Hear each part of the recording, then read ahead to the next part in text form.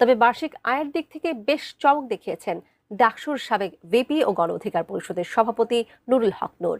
তার আয় বিএনপির ভারপ্রাপ্ত চেয়ারম্যান তারেক রহমান, জামায়াতে ইসলামের আমির ডাক্তার শফিকুর রহমান এবং এনসিপি আহ্বায়ক নাহিদ ইসলামের চেয়েও বেশি।